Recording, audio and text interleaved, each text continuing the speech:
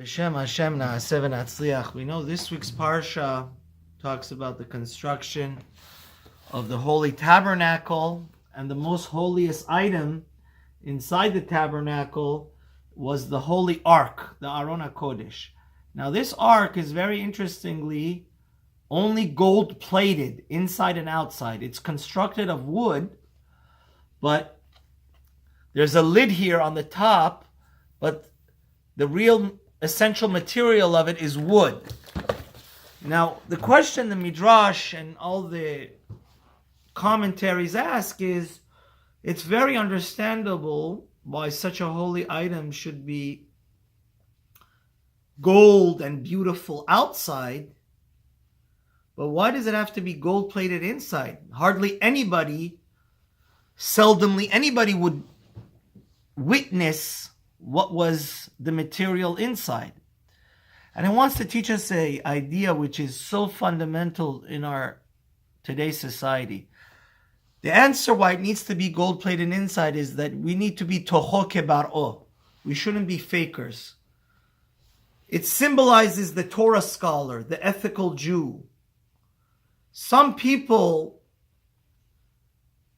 they're only out for the honor and the prestige. But in private quarters, they act very rude and reckless and totally disregard any ethical set of rules or any fear of God. And that's the story, that if on the outside you show yourself as gold and platinum and wonderful, well, you should be consistent and authentic. And not like we see in Hollywood and our materialistic society where people, they show off as their life is a fairy tale and perfect, but rather inside it's totally empty and void of any true wholesomeness and goodness. You should be through and through godly and fearly, whether in private or in public. You should really fear God. And this is I wanted to bring out an idea from the Gra. This idea is so fundamental. We really talk about it every morning in our prayers. It says, Le'olam yadam yareh shamayim besetar kevagalui.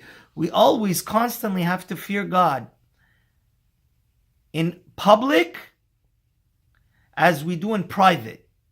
And the Gra in his Siddur says such a beautiful idea. He says, obviously, like I said before, there's some people that are fake.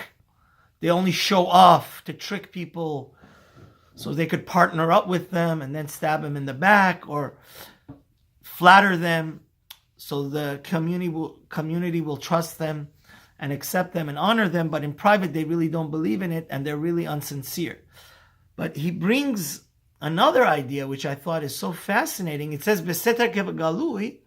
He says, an argument could be put forward that if you're saying the inside is more important than the outside, then why does it have to be gold-plated outside?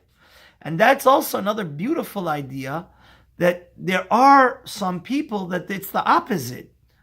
They don't have enough self-confidence, and they're not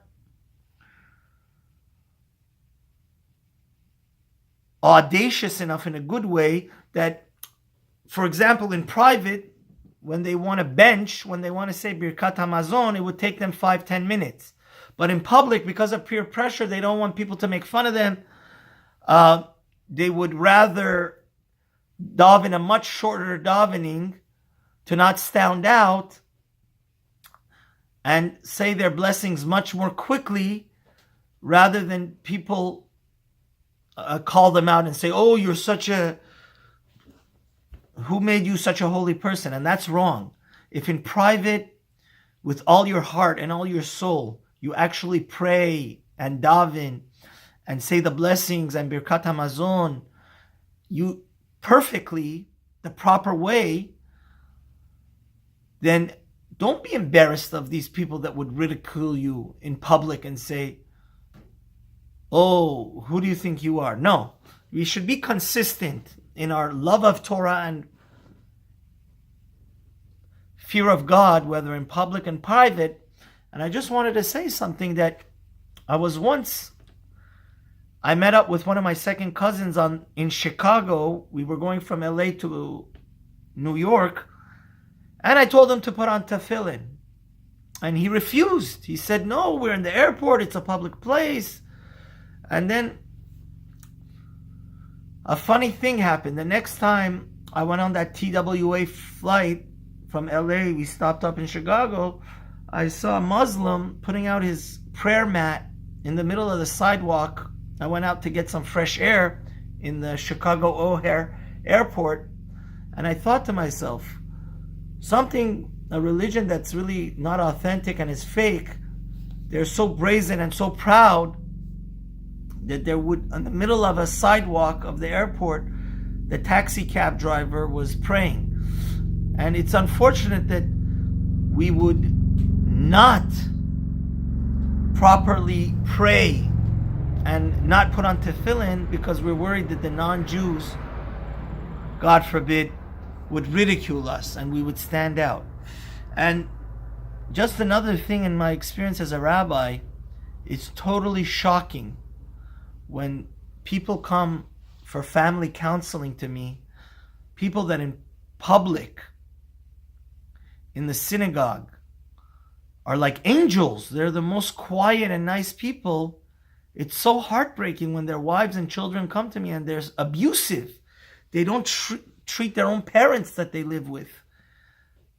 And this is also terribly wrong.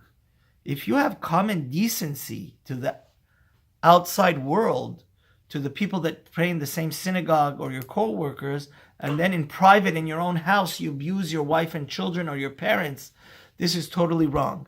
May God help us to be golden, have a golden heart, golden fear of God, golden wisdom and ethics, whether in private and public. We should be consistent, and we should bring the holy presence of God in all our heart and soul. Amen.